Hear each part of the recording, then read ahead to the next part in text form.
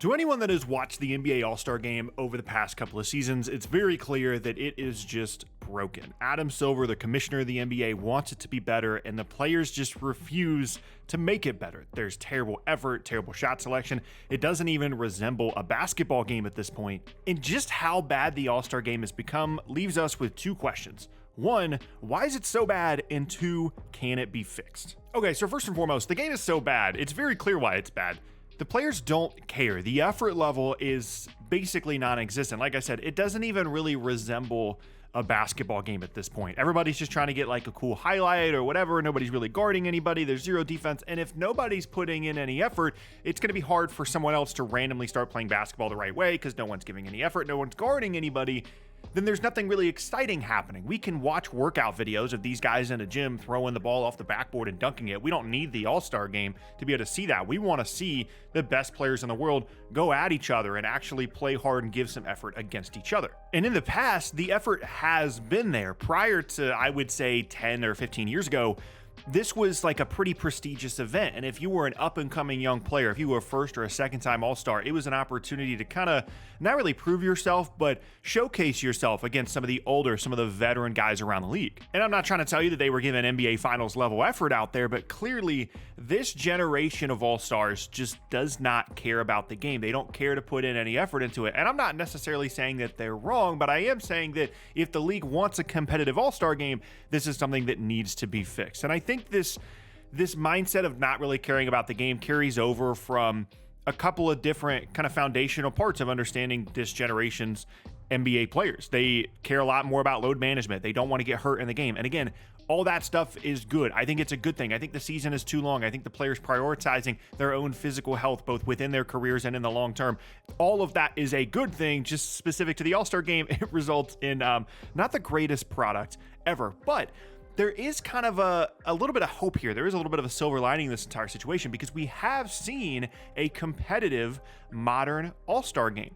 When you go back to 2020, the NBA kind of reached its boiling point on how bad the effort had gotten in the All-Star Game, and they wanted to ramp things up. And it was arguably the best All-Star Game we've had in 20 years in 2020. The players were drafted onto each team. We had team captains in LeBron and Giannis, and they drafted teams. We used the Elam ending at the end of the game where there was a target score. All of it was awesome, and the effort level was there. The end of the game was extremely competitive, and we actually got, for the first time in so long, we got to see these guys actually compete against each other at a high level, and that is what the All-Star Game is supposed to be. If you could guarantee that nobody was going to get injured, then ideally, the All-Star Game would be a showcase of the league's best players competing against each other. Again, it doesn't have to be NBA Finals level effort here, but at least trying and playing in an actual basketball game. It is supposed to be a game of basketball of the best players in the world playing against each other, and we saw that in 2020, and things have clearly just gotten worse since then. So things just keep getting worse. How can the NBA begin to fix this? There's a lot of solutions going around right now. We're going to go through a couple of them. First and foremost, there's a lot of momentum for the All-Star Game to once again change formats, where we went from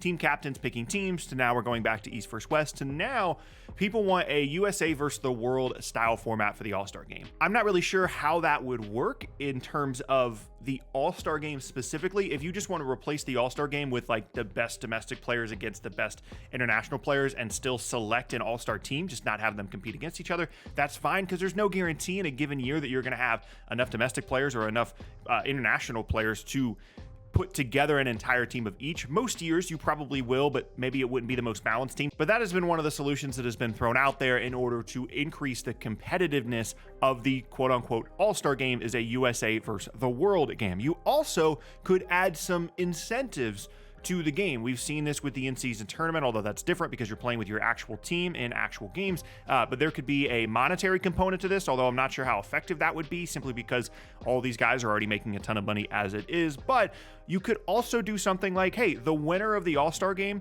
gets home court in the NBA Finals. If you do East versus West and the East wins, it doesn't matter what your record is when you get to the Finals, the Eastern Conference gets home court advantage in the NBA Finals. Now, on paper, having that kind of incentive does make sense. However, could you imagine if the actual championship of the NBA in a given season was swayed by an exhibition all-star basketball game in the middle of the season, because just adding this incentive does not guarantee that the effort is going to be better. You would hope that it would be, but let's just say that it's not. Let's just say that, okay, the winner gets home court, but the players still don't really care, and the game was like the one that we just watched, where you score 400 points, nobody's really guarding, the East wins the all-star game, and then, for example, last year, Miami makes the finals and they go up against Denver. Denver has a much better regular season record. Miami has this great run through the playoffs, and Miami gets home court advantage despite a huge gap in regular season success. And in theory, let's just say that the series goes to Game 7 and Miami wins the finals because of an exhibition all-star game in the middle of the season in which the Eastern Conference scored 211 points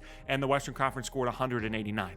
That is a terrible scenario for the league. And so even though I would like to incentivize the all-star game and I would like to make it better, I would prefer to not do that at the consequence of potentially impacting and affecting the actual real basketball games that truly matter at the end of the season. Even if it is just a small possibility of it actually impacting the finals, that to me is not the correct solution to this problem.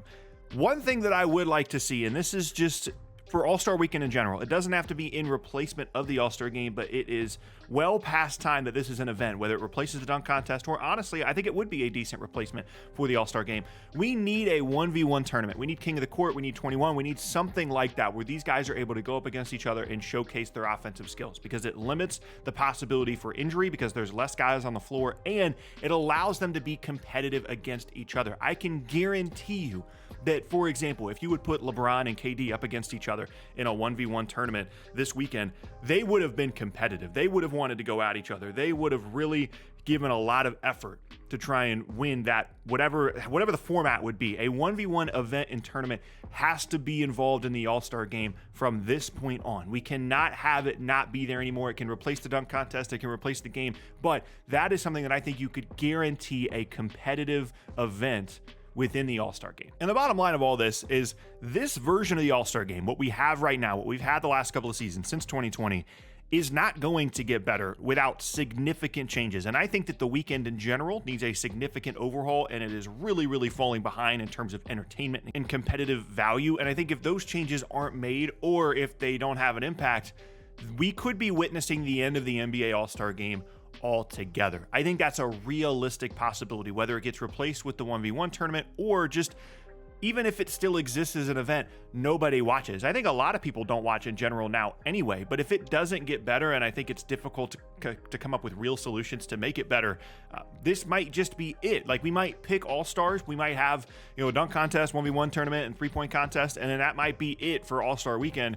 I don't really see a path forward for the All-Star Game without significant changes. And really what it comes down to is what we talked about in the beginning of the video. If the players don't care, if you can't find a way to get them to play actual basketball against each other, this game, it will not be safe. There's nothing to do for it. You have to find a way, whether it be a complete change in the event, whether it be a change in the rules, whether it be a change in the format, whatever the case may be, you have to get the players to care. You can incentivize it in a ton of different ways, and ideally that incentive does not impact the actual regular season or potential finals matchup in the NBA. But any solution that you come up with, USA against World, 1v1 tournament, incentivizing the game itself, has to first start with, how do we get the players to care? Because it's clear right now, and I don't even really blame them for this, but it's clear right now that the players do not care about the All-Star Game whatsoever.